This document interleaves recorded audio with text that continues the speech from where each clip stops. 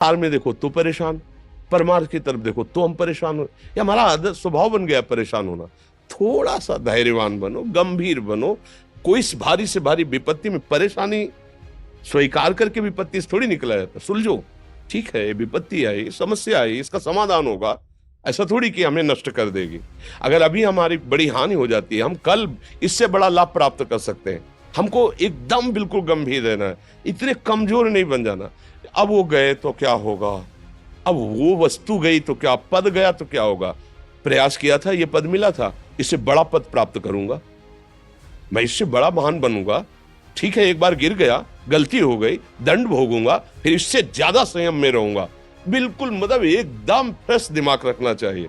और अपने लोग क्या है, जरा सी बात में एकदम पछड़ा कर लेते हैं, एकदम कमजोर हो जाते हैं। ये बिल्कुल ठीक नहीं है। हम जीवन भर की यात्रा की बात कह रहे हैं, भारी से भारी कष्ट में भी मुस्कुराना, तो हमें बल मिला है, हमें भगवान की कृपा का दर्शन हुआ है, हमें उनका दुलार दिखाई दिया है। अगर ऐसे तो भाग जाते, फिर परमार्थ में थोड़ी चलना होता है। आज जो आप सुन करके लाभ लेने की चेष्टा कर रहे हो ना, ये केवल प्रवचन नहीं है, ये जीवन है। अगर ये जिए ना होते ना, तो ये इसका प्रभाव नहीं पड़ता, फिर वाणी का प्रभाव नहीं पड़ता। हम इसीलिए कहते हैं, जैसे आप लोग एकदम परेशान हो जाते हैं जब बोलो, क्या हमसे ज्यादा परेशानी होगी? दोनों किडनी खराब, दवाई लाने के लिए पैसे नहीं, पानी रखा है हम उठ के पी नहीं सकते, भीषण शरीर में कष्ट, भीषण बुखार, क्योंकि किडनी फेल, जरा में बुखार, खाने को क्या, रोटी मांग के लाओ। अगर वहां सब्जी मिलती है तो लाल मिर्च ऐसी पड़ के मिलती थी कि वो पा नहीं सकते थे। आप सोचो, पानी लाना है तो मुझे लाना है, पीना है तो मुझे पीना है। अगर मैं हारता तो कहां पहुंच जाता, क्या स्थिति होती? नहीं, मरना है, पर कदम पीछे। कोई दिन ऐसा नहीं जिस दिन सेवा ना की हो, जिस दिन सेवा ना गए हो।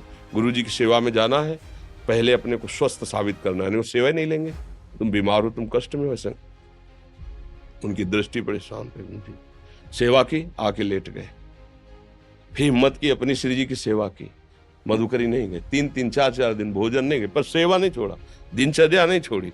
और उसका प्रधान कारण संयम, ब्रह्मचर्य, भगवत आश्रय, नाम जप, कभी हारने नहीं दिया।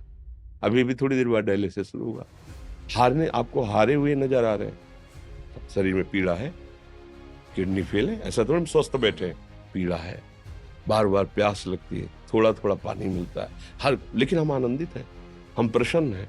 हम लड़ाई में हारे नहीं हैं, ना हारेंगे, हम जीत चुके हैं।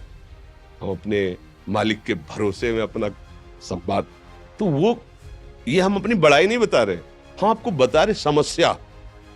सोचो, तुम्हारे पास तो माँ है, भाई है, बहन है, परिवार है, कोई ना कोई तो है ना। मेरा किसी ने कभी जीवन में ध्यान भी नहीं दिया। क्यों? बचपन से बाबा जी बन गए, किसी से प्यार नहीं, किसी से संबंध नहीं, कोई जानकारी नहीं, हम कहाँ हैं वो कहाँ, किसी से कोई मतलब नहीं। अच्छा, जवान साधु कौन श्रद्धा करे? कभी गांव जाने की हिम्मत नहीं पड़ती कि रोटी मांग ले, पता नहीं लोग क्या सोचेंगे, क्या भावना कर ले। हम दरवाजे पे खड़े हैं, क्या कैसी भाव, जो हमारे सामने आकाश वृत्ति से आया यौवन अवस्था में, वही पाया, अन्यथा भूखे रह गए। जब हम हर समय अपने को विवेक के द्वारा सावधान रखे, तो हम कभी निराश नहीं हुए, कभी उदास नहीं हुए, कभी ऐसा नहीं लगा कि यार हम दुखी, कभी नहीं लगा। उसी का फल है कि उस सुख का संकेत मिल गया जहां दुख की निशानी भी नहीं है। वही उसी के बच्चे हो, हम सब उसी धातु से बने हुए हैं। हम इतना क्यों परेशान हो जाते हैं? हम ये देखते हैं, अपने लोग थोड़ी बात बिगड़ गई परेशान, नहीं बिगड़ी तो बिगड़ जाने की संभावना में परेशान है।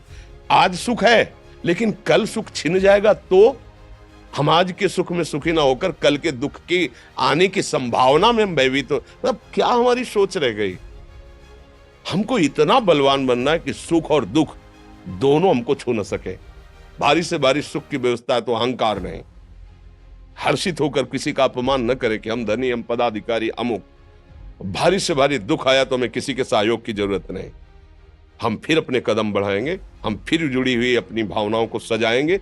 मस्त जीवन एकदम। तुम अविनाशी के बच्चे हो।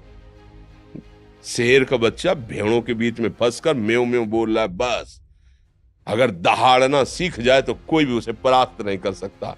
ऐसे भगवद अंश, तू प्रपंच में फंसकर अपने को इतना दीन क्यों देख रहा है? तू ऐसा है कि भगवान के दिव्यास्त्र में भी ताकत नहीं तेरे को मार सके। तू अविनाशी का अविनाशी बच्चा है, विनाशी भोगों को, विनाशी शरीर को मैं मान के इतना भयभीत, इतना दुख, ठीक नहीं। ये सबके लिए, केवल एक के लिए नहीं। आप समझो, आप लोग सोचते हैं हम गृहस्थ होकर भला ऐसी स्थिति कैसे। जनक जी सुखदेव जी के गुरु हैं और राजा हैं, महल है, रानियां हैं, नौकर है, चाकर।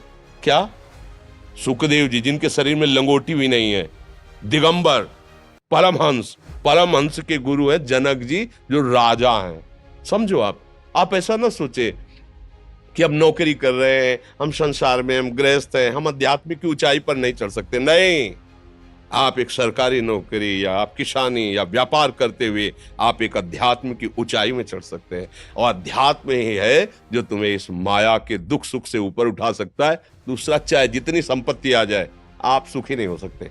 सब देख लो, आंख खोल के देख लो, अध्यात्म ही है जो तुम्हें हर कष्ट सहकर मुस्कुराकर जीने का रास्ता बता देगा कि आप आनंदित हो जाओगे। कुछ नहीं बिगड़ा, अध्यात्म है तो कुछ नहीं बिगड़ा, अध्यात्म नहीं है तो कुछ नहीं बना, कुछ हाथ नहीं